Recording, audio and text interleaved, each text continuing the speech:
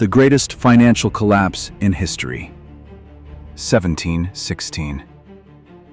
A mighty kingdom was crumbling under the weight of its own debt.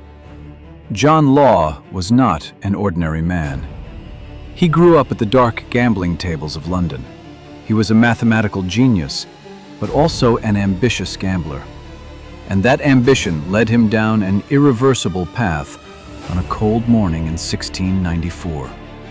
Over a matter of love, he came face to face with Edward Wilson. The clash of steel swords lasted only seconds. Law struck his opponent down in a single move, but that victory brought him not freedom, but a death sentence in the Tower of London. With days left before the noose would touch his neck, Law did the impossible. He escaped from his cell and disappeared into Europe. The man who fled these lands as a murderer would return years later as a genius who would transform the entire economy. France was completely bankrupt. Wars had drained the treasury. The people had neither gold nor silver. John Law had a proposal for the king. "You don't need gold," he said. "What we need is trust."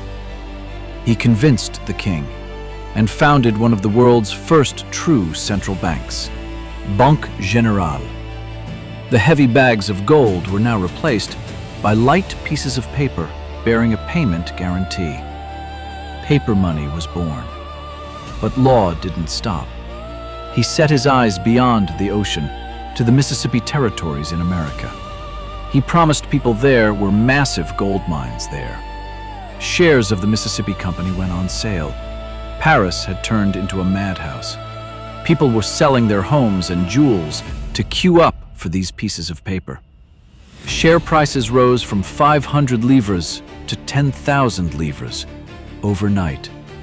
The word millionaire entered the language for the first time during this era. But there was a problem.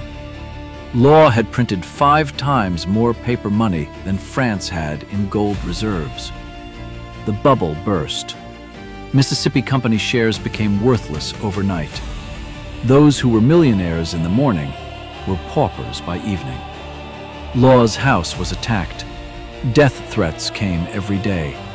Finally, on December 28, 1720, disguised as a woman, he fled Paris.